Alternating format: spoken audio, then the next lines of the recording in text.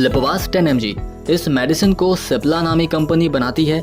इसमें एटोरवास्टैटिन नामी सॉल्ट होता है। इसका इस्तेमाल कोलेस्ट्रॉल को कम करने और हार्ट अटैक को रोकने के लिए किया जाता है। लिपवास 10 mg या एटोरवास्टैटिन एक स्टैटिन है जो लिवर में बढ़े हुए कोलेस्ट्रॉल को कम करने के साथ साथ बैड कोलेस्ट्रॉल और फैट जैसे लो डेंसिटी लिपोप्रोटीन और ट्राइग्लिसराइड को कम करते हैं और गुड कोलेस्ट्रॉल यानी हाई डेंसिटी लिपोप्रोटीन को बढ़ाते हैं। लिपवास 10 mg को हाइपर कोलेस्ट्रोलेमिया और डिसलिपिडीमिया में यूज़ किया जाता है। हाइपर कोलेस्ट्रोलेमिया यानी high levels of cholesterol in blood, खून में कोलेस्ट्रॉल का बढ़ जाना। ये दवाई ब्लड में बढ़े हुए कोलेस्ट्रॉल और ट्राइग्लिसराइड को कम करती है और हाई डेंसिटी कोलेस्ट्रॉल को बढ़ाती है। लिपवास 10 mg को हाइपर ट्राइग्लिसराइडेमिया और होमोजाइगस फैमिलियल हाइपर कोलेस्ट्रोलेमिया में यूज़ किया जाता है। इसके अलावा कार्डियोवास्कुलर डिजीज़ में भी इनका यूज़ होता है जैसे कि स्ट्रोक और हार्ट अटैक।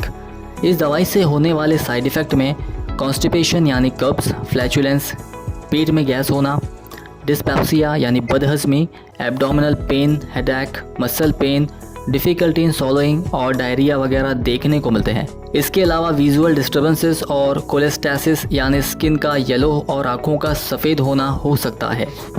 साइड इफ़ेक्ट्स तो सभी मेडिसिन के होते हैं, पर इस कंडीशन में आपको क्या करना चाहिए?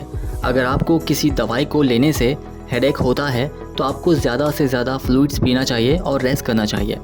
और अगर कॉन्स्टिपेशन होता है तो आपको फाइबर रिच प्रोडक्ट्स जैसे फ्रूट्स, वेजिटेबल्स और क्रियल्स खाने चाहिए। साथ ही साथ ज़्यादा पानी का इस्तेमाल और रेगुलर एक्सरसाइज आपके साइड इफ़ेक्ट्स को कम कर सकते हैं।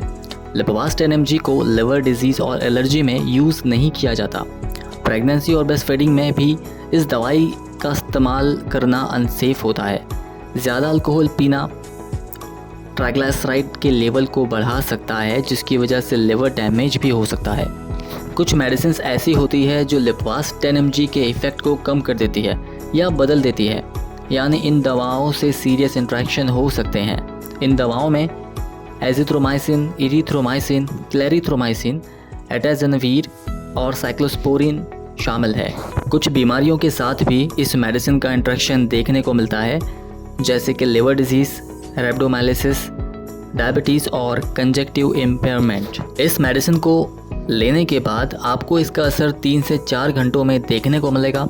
ये दवाई 20 से 40 mg और 80 mg में भी अवेलेबल है। इस दवाई को लेने के लिए मिनिमम एज 10 साल होनी चाहिए। इस दवाई का डोज डिजीज़ कंडीशन को देखकर दिया जाता है। जैसे हार्ट डिजीज़ को रोकने के लिए डेली 10 mg का डोज ओरली दिया जाता है। फैमिलियल हाइपर कोलेस्ट्रोलेमिया में कोलेस्ट्रॉल को कम करने के लिए पहले एक हेल्दी एडल्ट को 10 mg पर डे डोज दिया जाता है। फिर इसका डोज बढ़ाकर मैक्सिमम 80 mg पर डे भी किया जा सकता है। चिल्ड्रंस को 10 से 17 साल की उम्र में 10 से 20 mg ओरली दिया जा सकता है। खून में बढ़े हुए कोलेस्ट्रॉल और होमोजाइगस फैमिलियल हाइपर कोलेस्ट्रोलेमिया में 10 से 80 mg पर डे डोज दिया जा सकता है। जैसा कि आप देख सकते हैं, इस दवाई का डोज डिजीज़ कंडीशन पर बेस्ड होता है।